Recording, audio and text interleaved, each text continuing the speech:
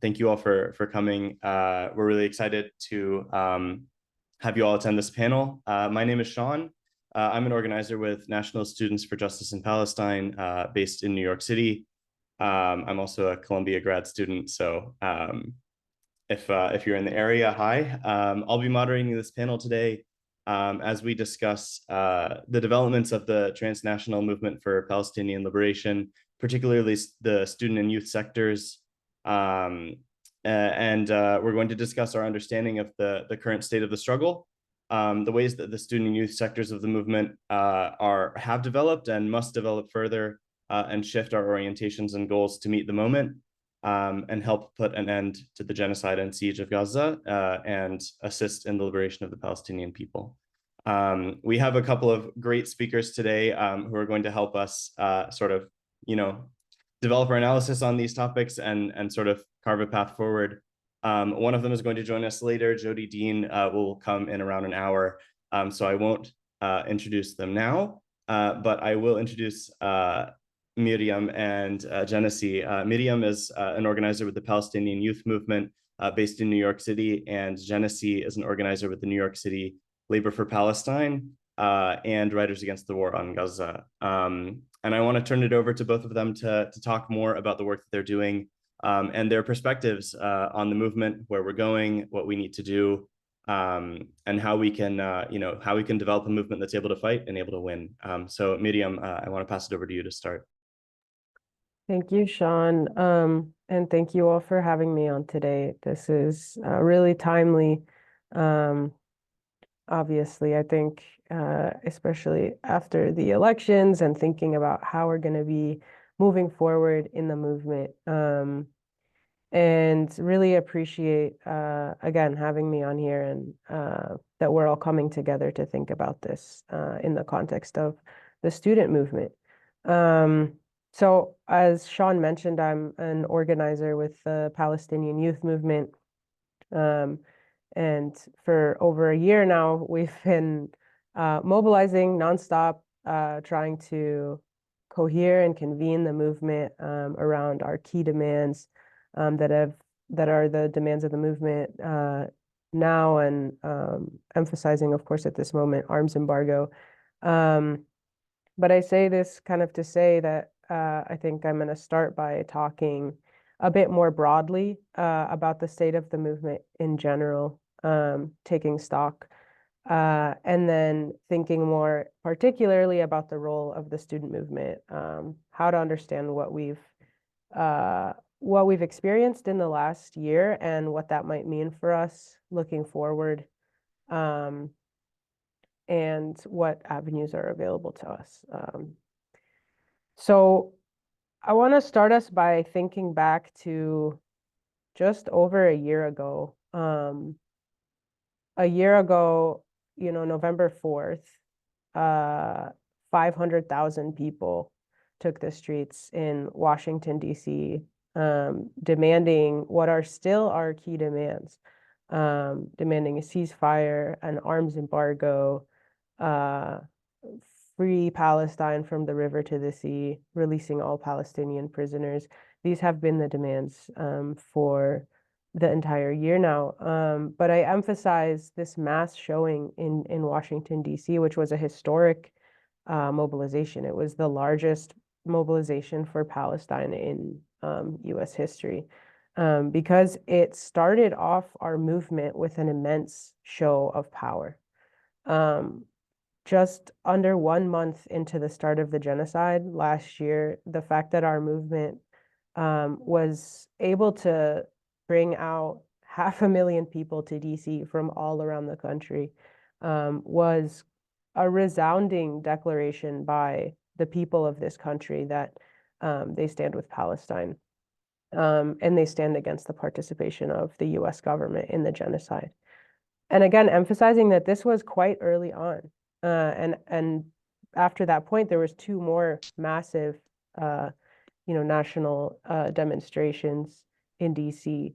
And to put it into context, to think like a year ago, we had 1 in 1,000 Americans taking the streets in DC to condemn the genocide. Sorry, guys, I was just getting a call. And what we've seen over the course of the year is that that momentum and that level of mobilization has not stopped. And what we've been able to accomplish in our movement by having coordination across the entire country, by having a mechanism for that coordination, by building a strong coalition for this movement, is to be able to consistently, week after week, for over a year now, be mobilizing for Palestine.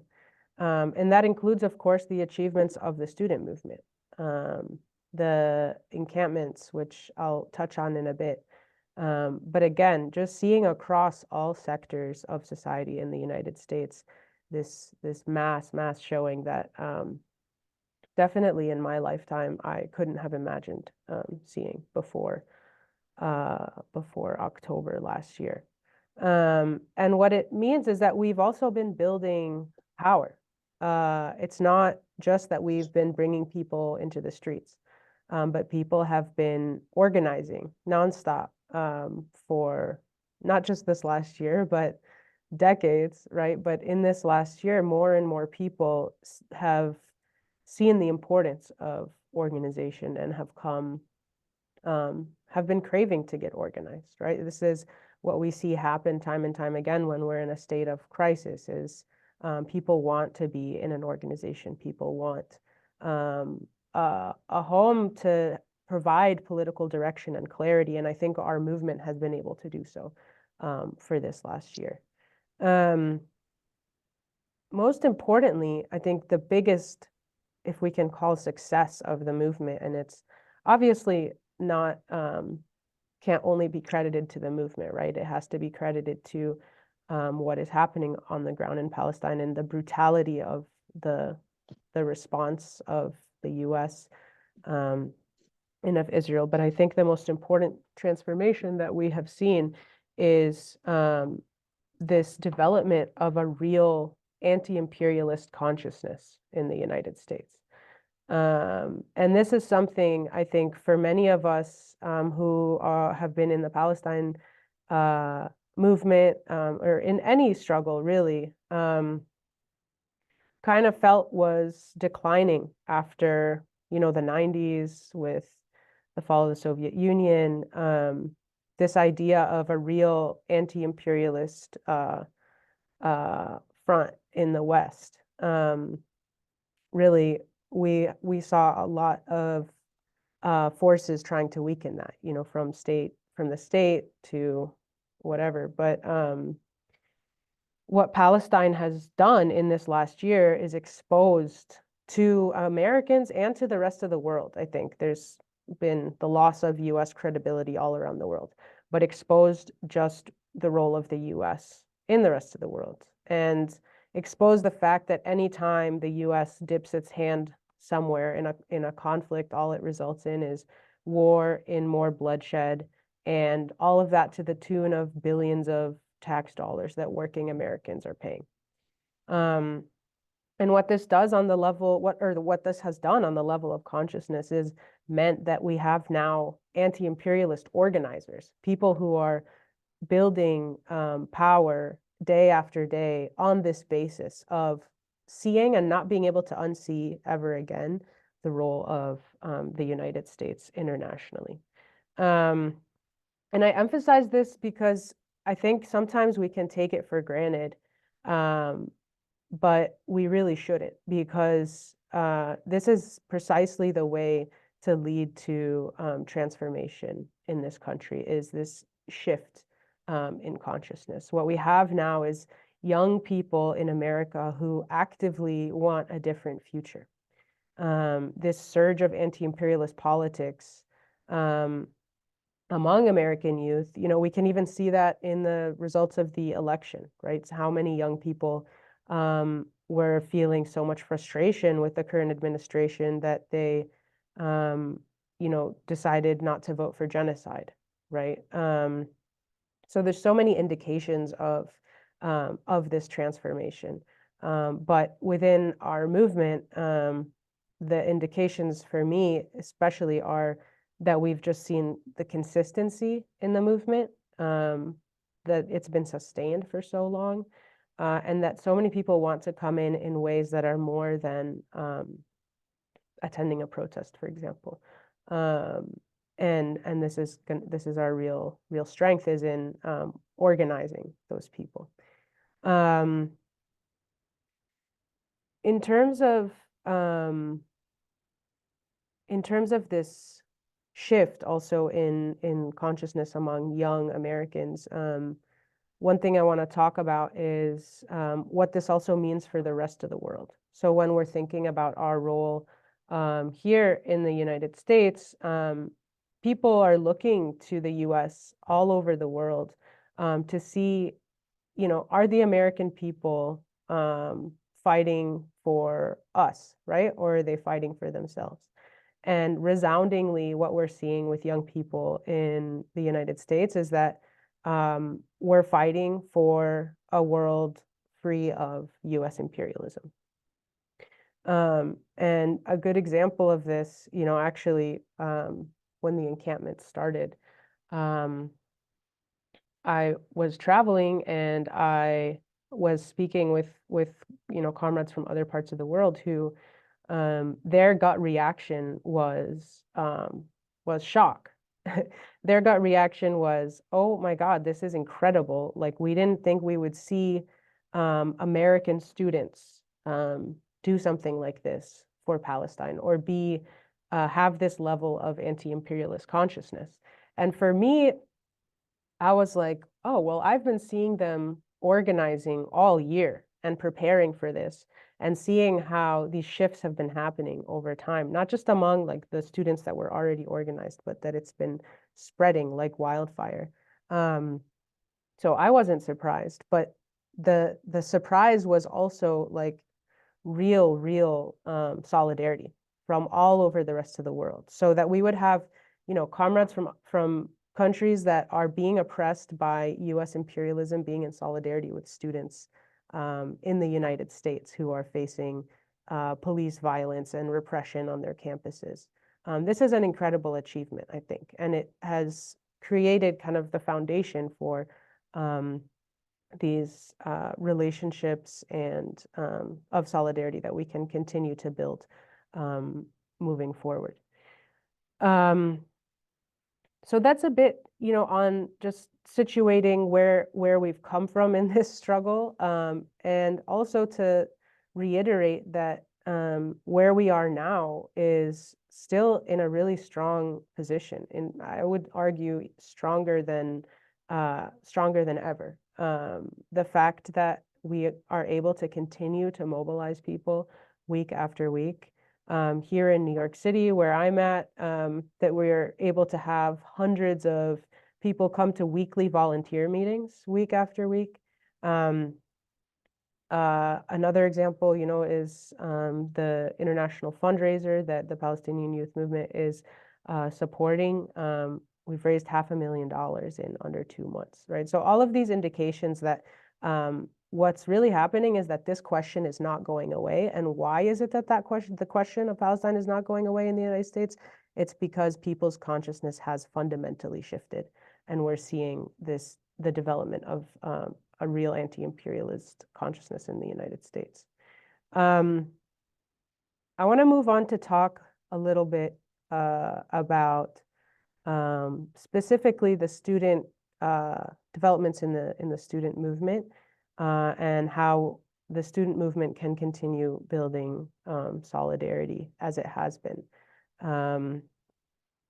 So the first thing I want to bring us back to, and I'm sure we've all thought about this a lot, and I don't know if I'll have that much that's new to bring to the table, but to remind us of the role of the encampments. And I think in this moment, after the resounding success of the encampments, I've been hearing from a lot of students who are building power again and really thinking about, where are we going from here? Where are we going after this massive show of force? So remembering that the encampments, of course, were a brilliant tactic that were used to advance the student demands. And it was so well suited to the moment, so well timed as a tactic. Students, again, had been preparing and organizing for them all year, and we saw that the model of the encampment or the tactic naturally allowed for building avenues for solidarity within the campus and around the campus, right? So you had the encampments with the support of course, people in the neighborhood, as well as organizations who were being called on to support with various aspects, bringing food, right, having mobilizations, mass mobilizations outside the gates of the university. And again, I'm speaking in particular to the experience here in New York City, but I think this was happening all across the country. So the encampments did this thing where they broke down the isolation of the student movement on the campus itself. And that's not to say that they were already isolated, that they always have been. I think that's actually not true at all. But this is how I think the administrations, how the state would like to perceive the students as isolated on the campus, on the neoliberal campus. And the other thing that it did is create avenues for solidarity between students and workers on campus. I remember vividly the example of NYU faculty who were organizing for Palestine, coming out to protect students, forming a line between students and the NYPD. And I think, again, as a tactic, the encampments facilitated that process of building solidarity, right? So the question remains, right, if the encampments were, if we understand them as a really valuable and specific tactic that was right for the moment that they were carried out in, where do we go from here? I think that's the question that a lot of people have been asking, and that maybe we don't have full answers to yet, but that we will. So emphasizing that, I think one of the important things that the encampments intervened in, and speaking to this question of possibilities for solidarity, is they intervened in this understanding of the university as this separate place away from struggle. And this, we have to understand, is what the direction of what the capitalist university has been going towards all these years, right? Universities are meant to advance particular interests of the ruling class. They're meant to, especially these elite universities, if we want to call them that, they think of students as consumers, as passive recipients of an education that is then meant to serve a specific class interest and is meant to produce them as part of the managerial class that can oversee the rest of the workforce. Of course, we know that the economic conditions in this country don't even allow for that to happen, right? The notion of some sort of economic advancement by receiving an education, this all is besides the point under these conditions. But this is what the university is meant to do. Ultimately, the university is run like a corporation that is responsive to its donors. And this is where the demands that university students can make are so critical. I think the demands for disclosure, for divestment, these still remain key interventions that the students can make, because universities are a key site, not just for the development of young people or the political development of young people, but also they become this stage for bigger political battles. And we saw that happening over and over again during the encampments, where then the university became this place where questions about so-called anti-Semitism on campus were being played out. Questions about, universities are destroying the morality of our kids, right? Like this was all being played out, and the university was a key site of intervention there. And the encampment really kind of broke this down because students rose up and they said, we're not just consumers, we're not passive consumers here, but the university is actually accountable to us, and the university would be nothing without us.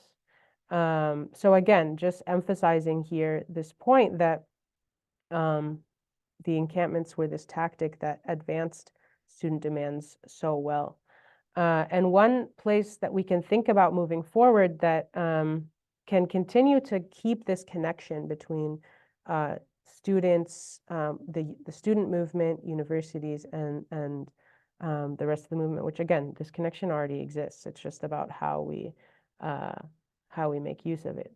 But first is about having unity around main demands, right? So even if we think about the arms embargo demand, the arms embargo demand is one that can be taken up across so many sectors, can be taken up by unions, it can be taken up in mass mobilizations, and it can be taken up in universities as part of the demands around divestment.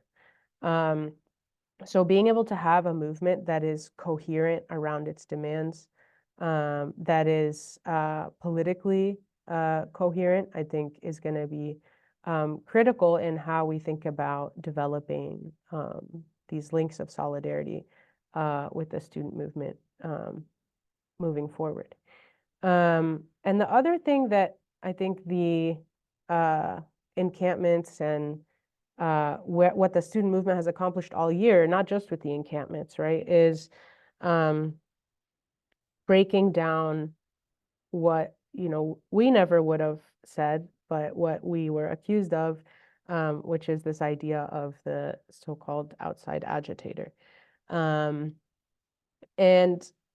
now we've kind of been reclaiming this term and embracing it, but really this is just the norm and the status quo for how organizing should be, and how organizing always has been in the student movement. The university is such an effective space for organizing because of this role that it plays in the capitalist system. And knowing that students historically have played an important role in tying student organizing to anti-colonial and anti-imperialist struggles all around the world. And as part of this process, again, historically, if you think about the 60s and 70s, organizations, political parties played a key role in this. They were key partners to the student movement, and they fed into each other constantly, right? So this idea has always existed that somehow, this is outside agitation, but in reality, this is what organizing looks like. It's building across our organizations, building unity and building coherence in order to have the strongest possible front against imperialism. And our role here, it has become clear, and as the PYM, of course, we see our role organizationally as this, is not just to be in solidarity with the Palestinian people, but for the PYM, for us, it's to have Arab youth all across the diaspora be an active part in the struggle for liberation. And we've seen, again, how the student movement has contributed to that. There is, of course, a way to, if we're thinking about internationalism, about the avenues for international solidarity, since the 90s, there's been this push to understand Palestine as a human rights issue. There's a way to think about Palestine as a human rights issue, right? But what we are doing is understanding it for what it is, which is a struggle for liberation from Zionism and imperialism. And actually, the history of the Palestinian student movement gets to this point really well about the difference, what it means to have solidarity movement on the basis of understanding the conditions of being under the thumb of imperialism versus a solidarity movement that's around human rights or a kind of NGO model. And this can be really clearly articulated in the example of GUPS, which was the General Union of Palestinian Students. GUPS was created out of the PLO, the Palestine Liberation Organization, which was at the time, before the Oslo Accords, before the 90s, early 2000s, it was the main vehicle, the main political body that was representative of the Palestinian people and in the national liberation struggle. So GOPS, as the diaspora student formation, Palestinian students who had been displaced in the war in '67, for example, the leaders of the student movement went on to become central leaders in the PLO. And it's not just a question of, who is who, right? It's not a question of like the political development of people through the student movement, but also of being anchored to a political body. So GUPS is anchored to, or was anchored to, the PLO in a way that allowed GUPS to be not just an organizing body, right? In the way that SJPs are today, they're an organizing body. They organize around demands and they organize the campuses. But the difference is that GUPS was also, for Palestinians in the diaspora, a representative body that tied them directly to the struggle for liberation and for the political body that was the PLO. So after the Oslo Accords, what happens, and this is reflected in the student movement, is the struggle for national liberation is reframed as a struggle for state building. So it looks inwards. It's looking inwards, as just something that is going to be resolved in the West Bank, in Gaza. How can you build a state there? And then what happens when that's the case, when the rest of the diaspora is kind of excluded from this question, is that the avenues for solidarity become limited to this kind of NGO humanitarian model. And this is kind of the model for solidarity with Palestine that unfortunately had to, we saw was the case after the 90s. And of course, I'm sure many of you know, SJP's rise in the 90s after the dissolution of GUPS chapters. There was chapters all across the United States. And what I think the key distinction is of our movement now and the accomplishment that we've been able to have is, of course, we don't have of course, we don't have a connection to any political body in Palestine. But what we do have is an understanding of what the struggle is, an understanding that we're not just a solidarity movement, but that actually we have a key understanding of the national liberation struggle and the role that resisting here in the heart of U.S. imperialism, the role that can play on an international level. So again, I'm coming up here, I think, on my time, but I think that the best way for us to move forward in continuing to challenge U.S. imperialism and continuing to build solidarity, build these connections within campuses, across campuses, with campuses and the wider movement, is by continuing to have a commitment to building a mass movement that's committed to long-term organizing, committed to building organizations and organizers that are capable of long-term struggle. Because if there's one key thing to take away from this year, it's that the struggle is going to be a long one. We're going to be faced with uncertainties, with developments that no one could have expected. And this is the nature of the struggle against imperialism. This is what Palestine and internationalism teach us, is that at all moments in time, there are battles being waged against imperialism on different fronts.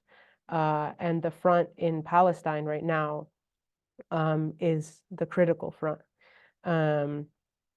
So what we can do here in the United States is to build this mass movement that's independent, that is united, most importantly, and that can continue to provide this type of clarity to everyone who's becoming conscious in this moment, right? This is a small example, but and probably not very representative, but just thinking about someone like my mom or the moms of a few other people I know who they used to vote Democrat. Again, I'm not saying this is like representative of where we're at, but you know, she sent me a message after Trump won the election, and she said, she was like, you know what, you're right. We need to build community power. Like, this is the only thing that's going to help us. And I was like, yeah, Mom, you're right.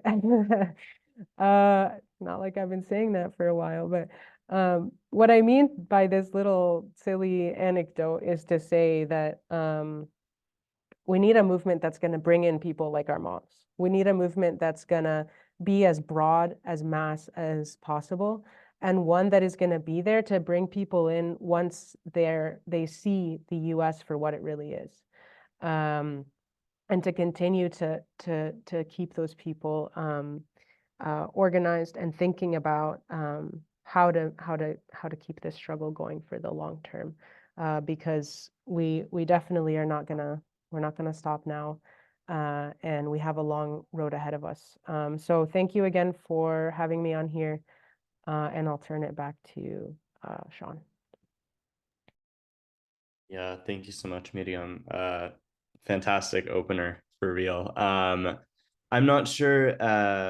I think I'll pass it over to Genessee, and then we'll go to Jodi afterwards, and then we'll do questions at the end. But trust, I am keeping track in the chat, folks. So if you want to DM me questions, I'll have a whole list of them at the end. But Genessee, over to you, please.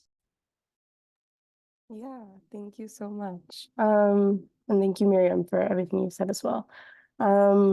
So I wanted to ask a question first. How many people are in a union currently? You could just like raise your hand in this call.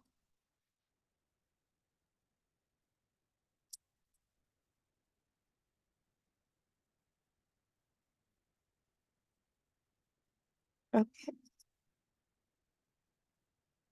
Okay, cool. Sorry, I just wanted to, in the process of starting one, that's exciting. Okay.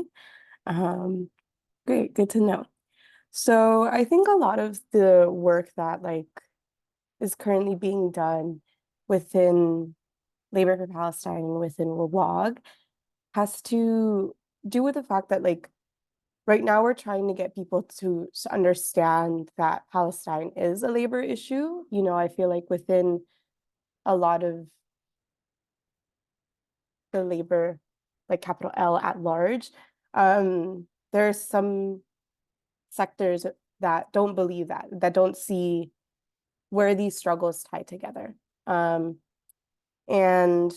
all that's to say is like, when we think about the context of us being in unions, it's important to tie those struggles together. You know, for example, like when the university is saying that they can't pay the workers or any worker fair wages, you know, like they're sending also billions of dollars like to fund genocide. So thinking about how we tie those struggles together and also better understanding what workers' struggles are, and also outlining what your demands are. So as Miriam's saying, a lot of the demands for various movement partners are very similar. So for example, Labor for Palestine has key demands, including like demanding an immediate end to the siege in Gaza and ending all US military aid for Israel.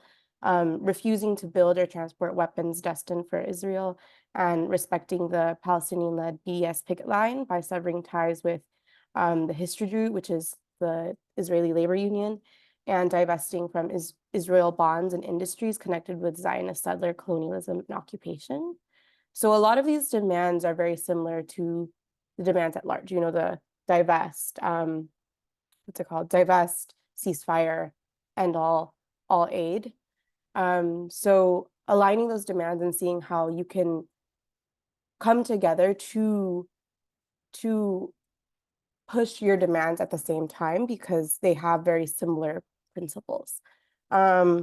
So even though we are in unions, there are also workers that are not in unions. And so I think that in order to build unified fronts, we must all see ourselves as workers. In the university context, they'll do a lot of work. The university will do a lot of work to silo off students from workers, and then siloing off workers from other workers depending on their sector. So like professors, admin staff, graduate students, janitorial workers, all of these people are in different unions, and the university does this in order to silo them out so that they don't build strong united fronts. But when we all see ourselves more broadly together as workers, it allows us to build that front that we're looking for, and build solidarity to better protect one another and mobilize against repressions in all its forms. As workers, we all possess the ability to build collective power, and collective power is our primary tool of agitation against the capitalist ruling class and global machines of oppression. So to that end, to start understanding, I think it's important for all of us here to start understanding which unions are on your campus and what sectors of work they do, and then also understanding what their leadership is like, because I feel like there are moments when rank and file workers really want to get involved in Palestine organizing, and they're really looking for those avenues and outlets, but sometimes labor leadership can be a little bit hard to come up against. But once you give them the tools and the political education necessary in order to understand that even though there are quote unquote larger forces at play, like leadership, whether that be at the university level or the labor, like union leadership, giving the tools for rank and file workers across the board to be able to hold firm in their values and to hold firm in these key demands that we have, like divestment. So there are union leaders, unfortunately, who don't really want to organize around Palestine. That's why we also say that like Palestine is a labor issue, because we have to push that notion, push that thought that it is, because currently we see at all levels repression happening. And what a union is meant to do is to protect its workers.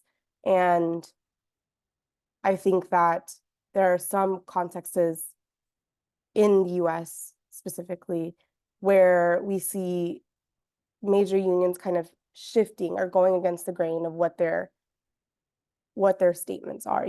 For example, the UAW voted earlier on divestment this year and voted against it.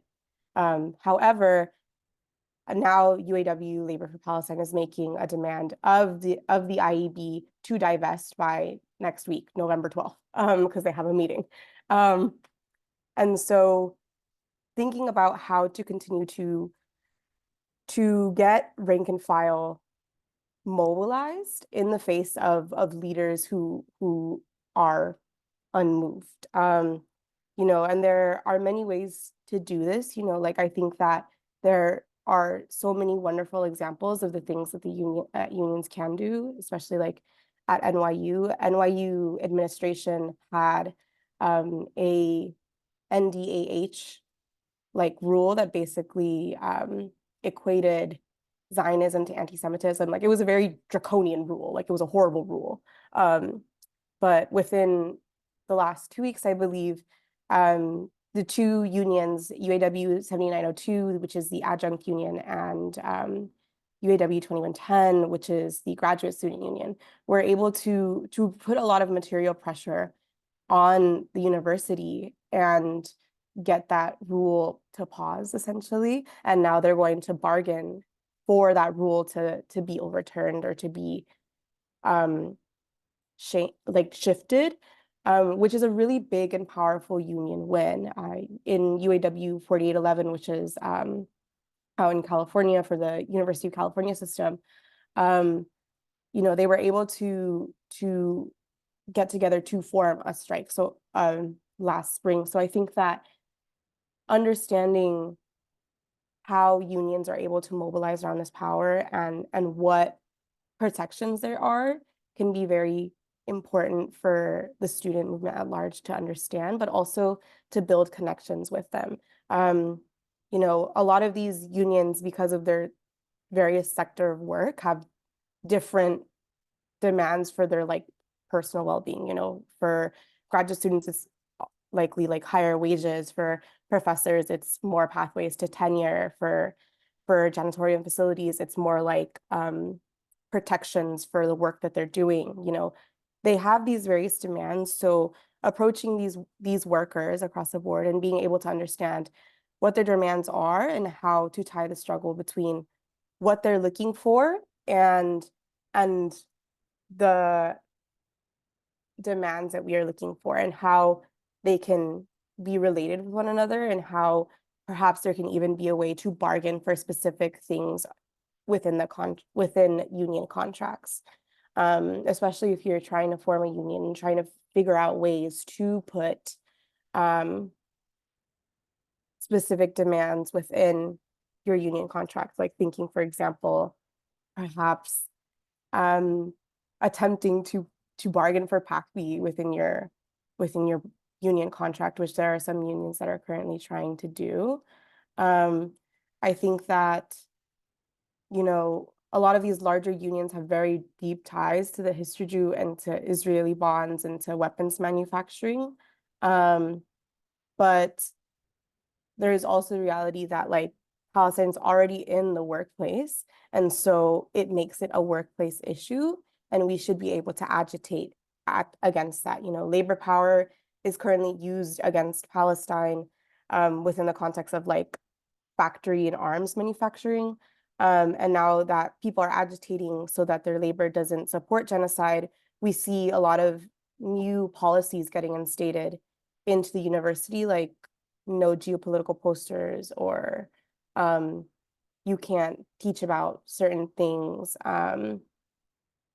Even in the face of all those like repressive measures, though, we see a lot of unions still being very, very strong and doing things similar to what NYU workers did, to what UC, University of California workers did, you know. So I think that trying to get a better understanding of what unions are in your institutions, and then figuring out how to tie those struggles together so that you're better equipped to have the conversations with other workers about ways we can continue to agitate to get divestment, or ways we can continue to agitate to mobilize workers so that they understand that this is an issue that affects them as well. I think that for a lot of graduate students, they have that understanding, and now it's a matter of like mobilizing to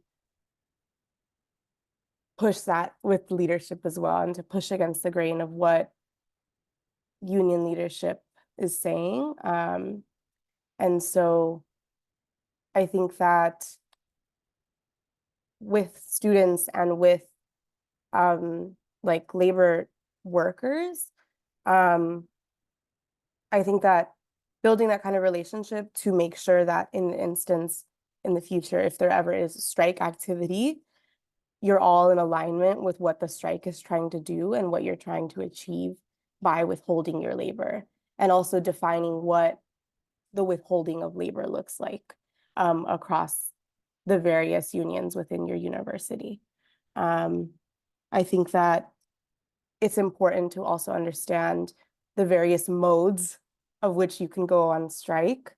There, is legal ways through like ULPs, which is an unfair labor practice. And there are also things like wildcat strike. But it takes a lot of building of momentum to get to a point of wildcat strike, because there are very minimal protections when it comes to doing something like a wildcat strike. However, we've seen instances in which wildcat striking have been very effective. In 1973, UAW workers in Michigan went on a wildcat strike for the UAW's complicity in Zionist occupation and demanded divestment issued by the Israeli state. So there are ways that wildcat strike can be very effective.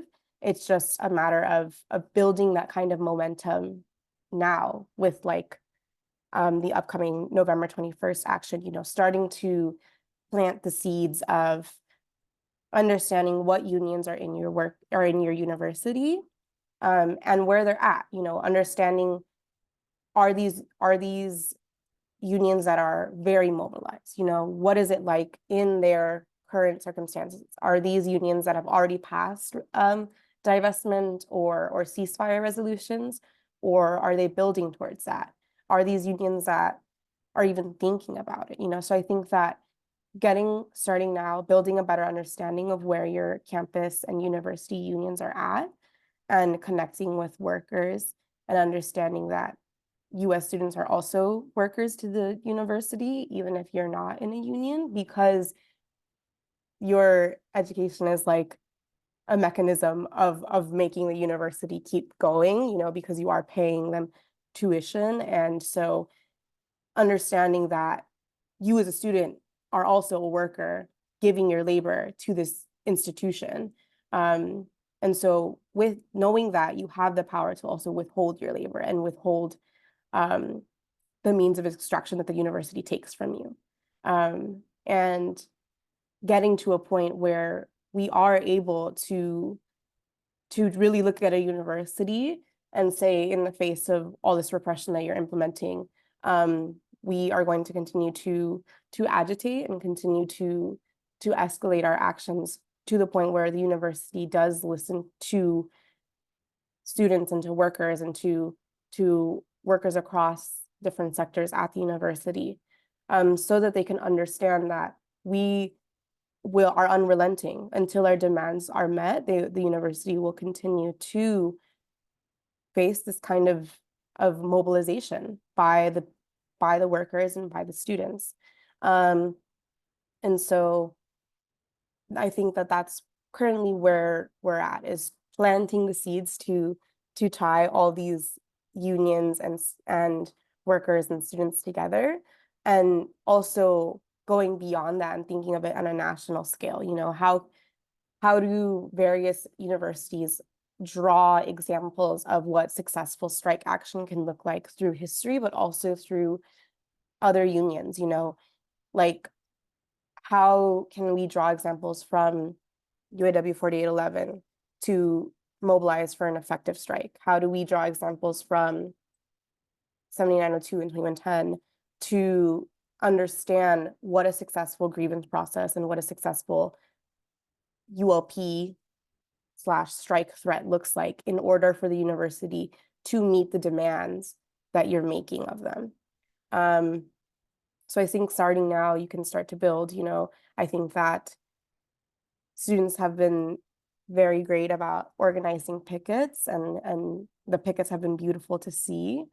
And I think that we can also start to bring in other workers, like if you see janitorial staff like cleaning up trash, like, you can talk with them and understand what the work and circumstances are like for them. If you see professors who are a little bit scared to now speak out because of the university policy, you can get them to understand that the work that you're doing is trying to, get rid of that rule or get rid of that policy, and help them out as well. So I think that for this upcoming International Day of Action, what you do can set a very strong precedent for any other future actions. And, you know, we start to build these relationships now so that in the future we can do larger mobilizations and start thinking about what can be, you know. So I think that that's where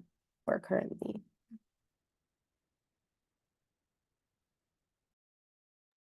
Thanks, Genessee. Yeah, amazing insights into the labor sector, especially. I want to quickly intro Jodi Dean before I turn it over to you. Just quickly, we're so honored to have Jodi Dean, an American political theorist and professor. I believe who's still teaching at Hobart and William Smith in New York, and the author of several books, one of which I read recently, Comrade, an essay on political belonging, which was published by Verso, I believe. We're so thankful to have you here today, and I'll turn it over to you to tell us more about your perspective.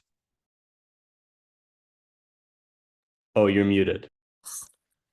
I'm really happy to be here. Thanks so much for inviting me. You know, as we all know, the last nearly now 400 days have seen the intensification of the US and Israeli attempt to suppress and exterminate the people of Palestine. Scholasticide, ecocide, destruction of hospitals, killing of journalists, forced starvation, endless destruction, war crimes in the West Bank as villages and olive groves are burned by armed settlers. We all have seen in recent weeks the basically obliteration of northern Gaza as the Israeli army's been attempting to cut Gaza in half in the surrender or starve program of the general's plan.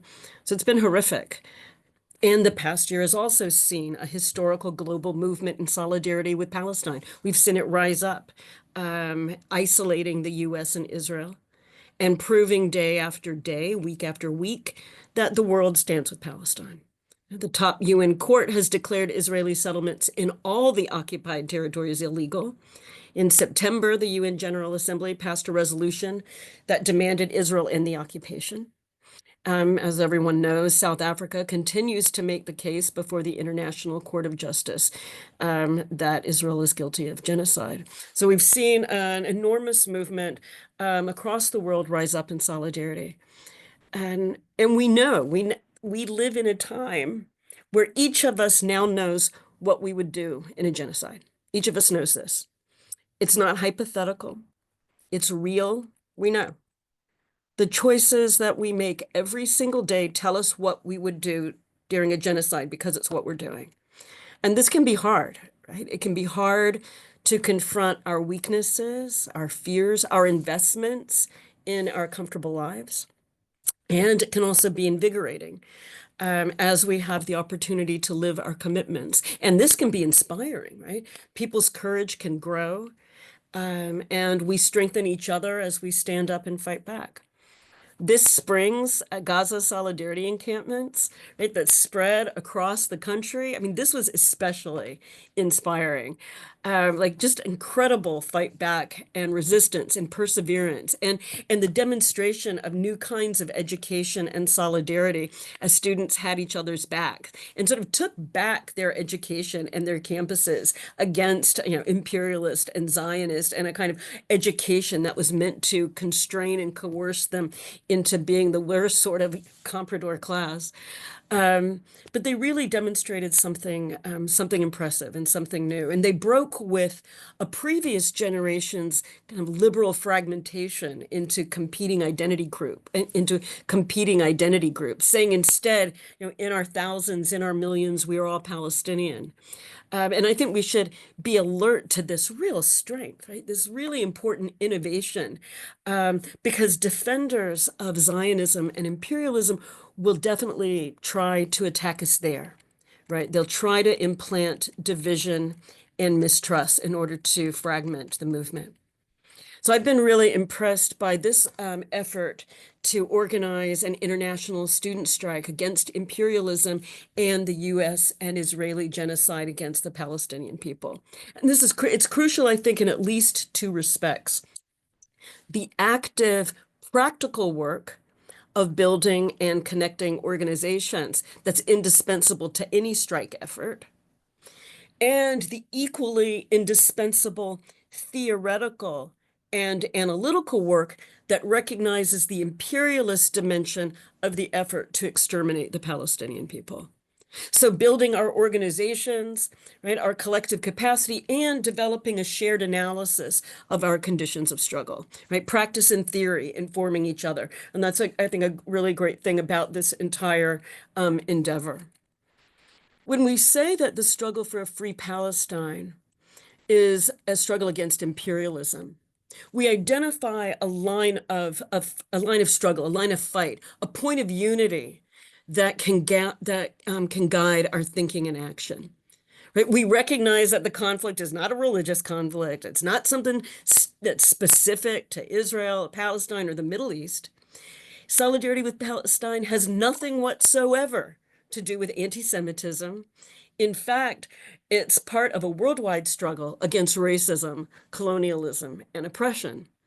The Palestinian cause derives from a problem born of imperialism as a specific epoch of capitalism, one that today drives the US to insist on its iron domination of a global economic order. Most of the world rejects this, right? Most of the world rejects the US dominated imperialist order, and some countries and peoples actively resist it. And we're on the side of this resistance. Now, I want to draw our attention to a passage in the PFLP's 1969 strategy for the liberation of Palestine. And I don't know if I could can I just paste this in the chat so that people, is that possible on this or no? Like, I'm going to try. Let's see. Yes, okay, I've got I a think thumb up that this may be possible. And then later on during the Q&A, I'll paste the links to the stuff I'm talking about.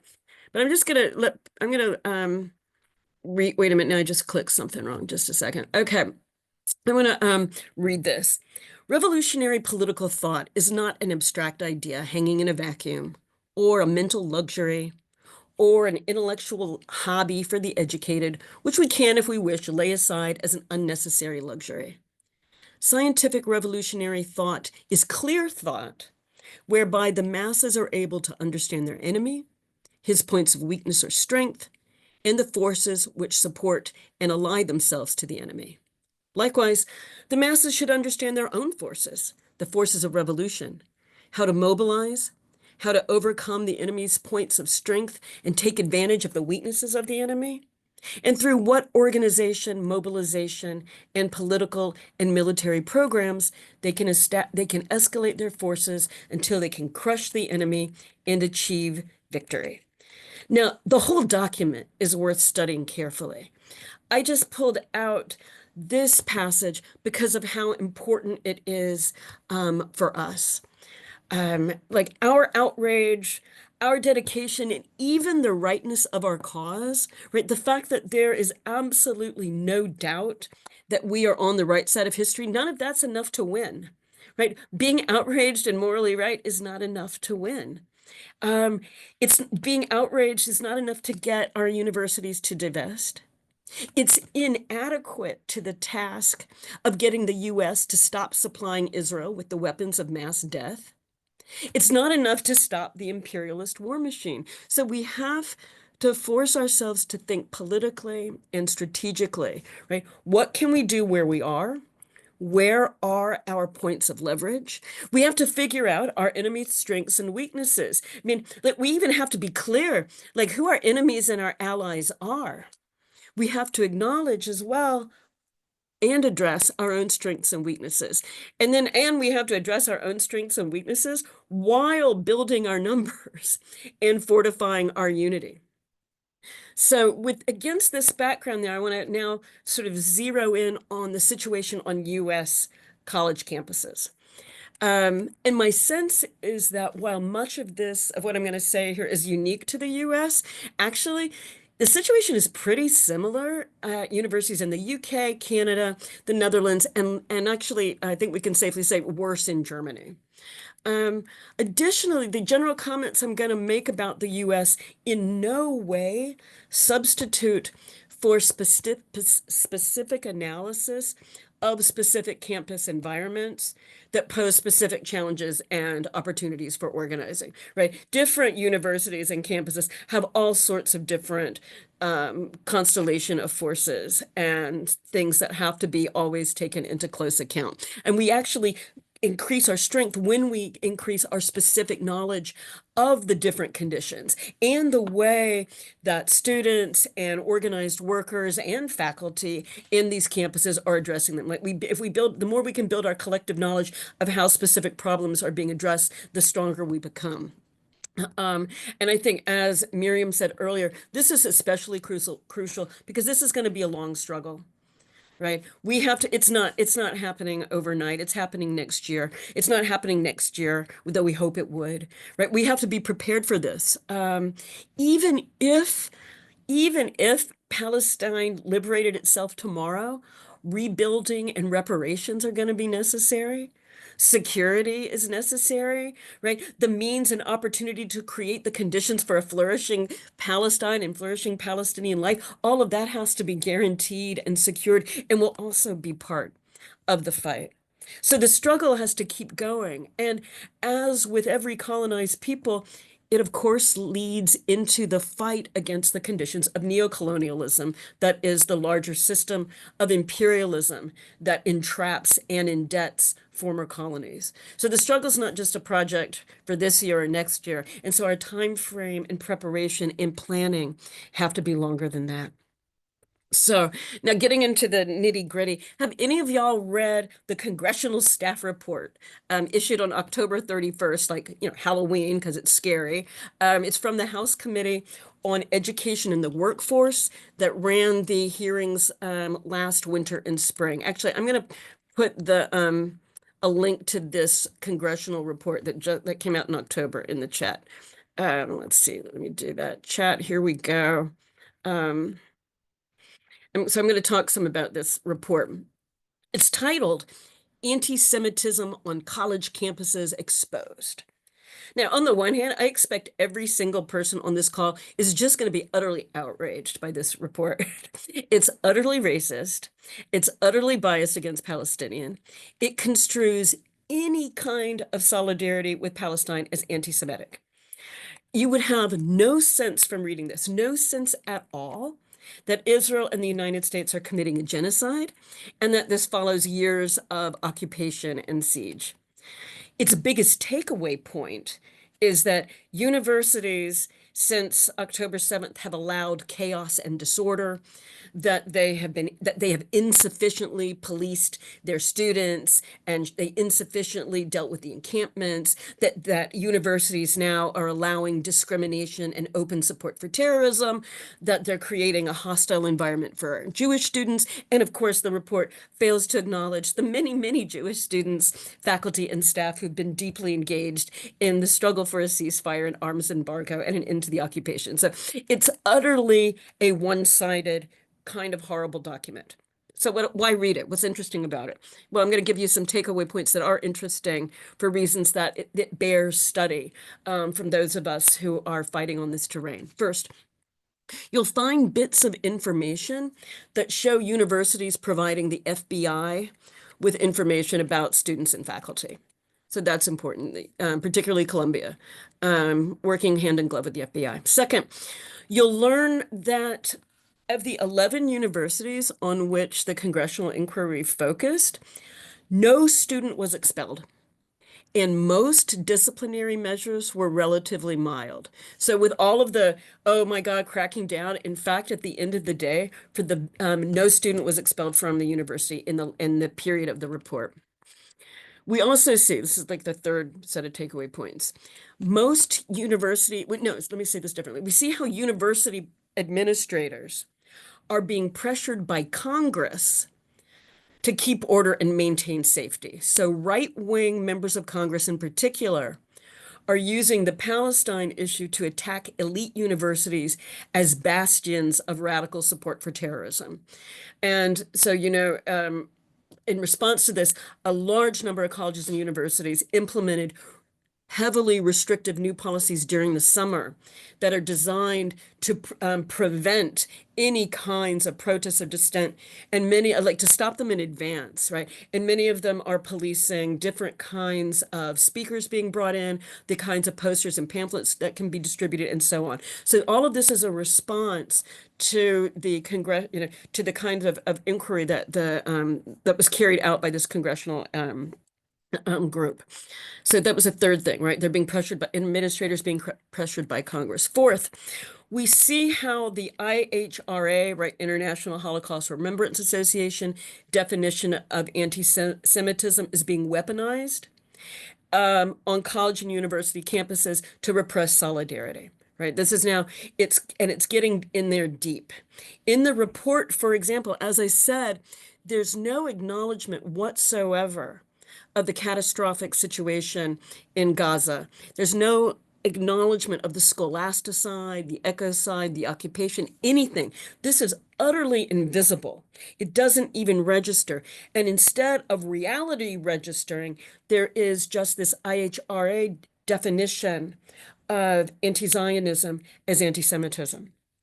The fifth thing that is that stands out in this report is you can see how Title VI of the Civil Rights Act is being used to press universities to be proactive in making sure there's not a hostile environment for Jewish and Israeli students.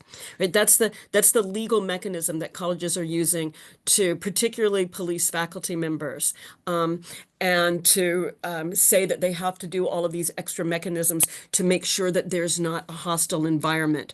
Let me give one example. The report faulted Columbia for allowing criticism of the Israeli military. And it faulted the problem with criticizing the Israeli military, according to the report, was that it would make IOF veterans feel unsafe and unwelcome on the Columbia campus. Okay, so these are some of the things that you get from this report. So it provides something that we can use for getting a sense of our conditions of struggle on college campuses right now in the wake of the encampments and their generally, I would say, violent suppression. Not every place was violently suppressed, but I think it's fair to say that on most campuses they were. So to kind of sum up these in this general impression, Congress and donors are pressing universities to be more aggressive against students and faculty. Right? That is part of the current reality. Congress is pushing for increased repression against students and against faculty. Congress wants to see more repression and censorship. This has been terrible under a Democratic administration pursuing a genocide. We don't know what it will be in the next administration. I would be surprised if it were not as bad, if not worse, but we don't know for sure. It's been bad under the Biden administration. I think we can predict it's likely to increase, but we don't know that for sure. So first, the congressional push for more repression and censorship on college campuses. Second thing, we know that universities and colleges really want to avoid being investigated. They really don't want to be investigated. They don't want Title VI claims brought against them. Many colleges and universities are under severe financial constraint. They're worried about losing federal aid. They're worried about donations. They're worried about tuition. They are also understaffed and under resources.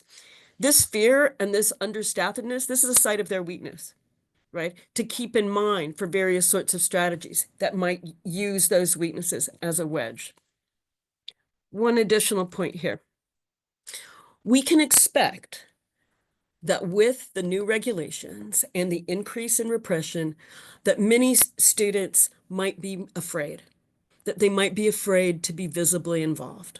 Like, we know already for decades that faculty have been afraid to support their colleagues, often untenured colleagues, who do work on Palestine, who speak in solidarity with Palestine, who support BDS. We know already that it's been a case on many colleges and university campuses that faculty who are in favor of BDS and who do work related to Palestine are generally isolated, if not often, particularly if they're not tenured, investigated, policed, and pushed out of their jobs. So it's already a site of fear and repression.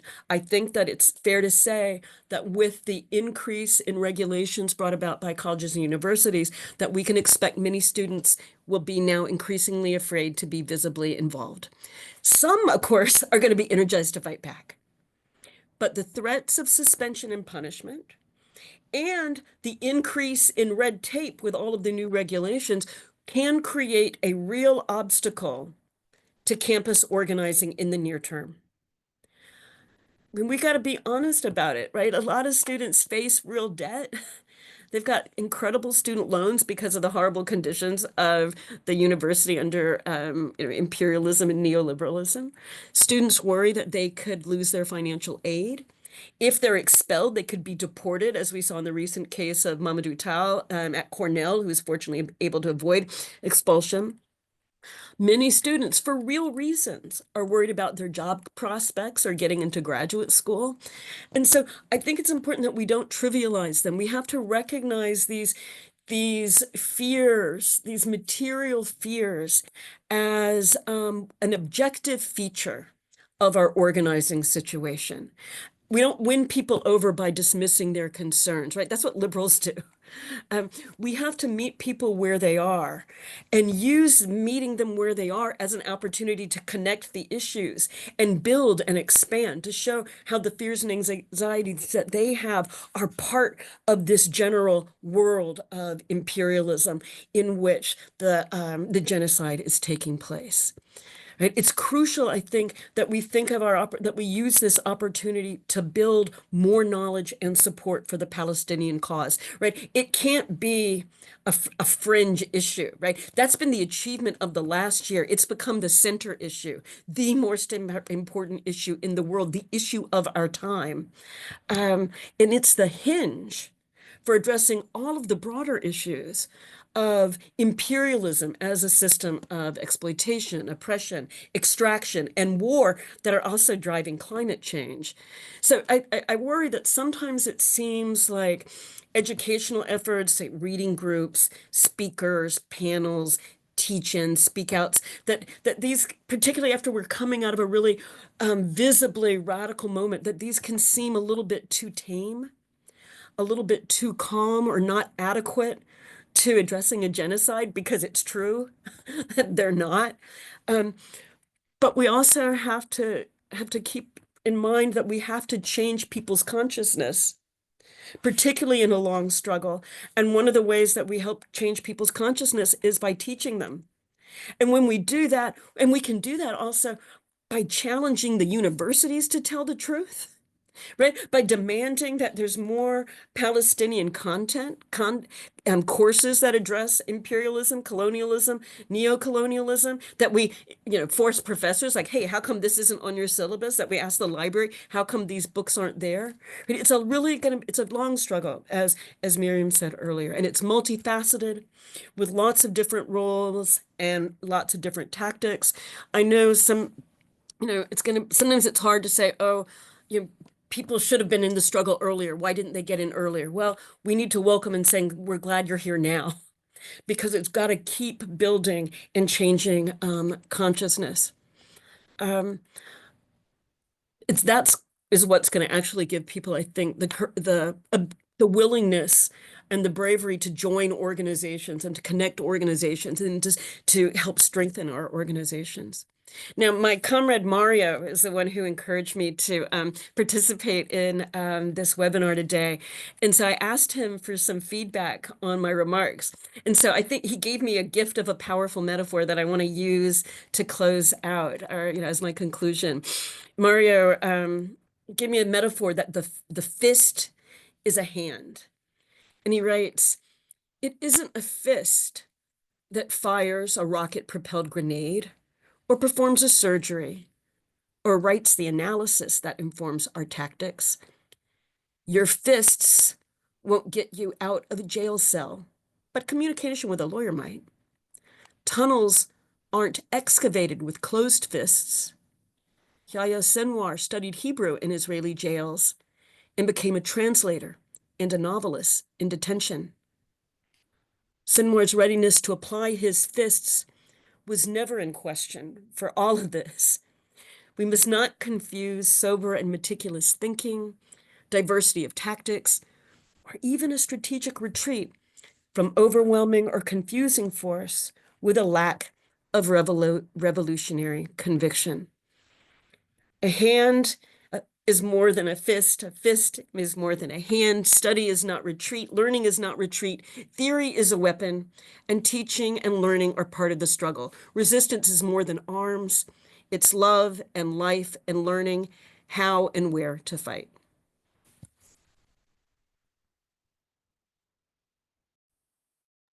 Amazing. Yeah, powerful ending to close on. Thank you so much, Jodi.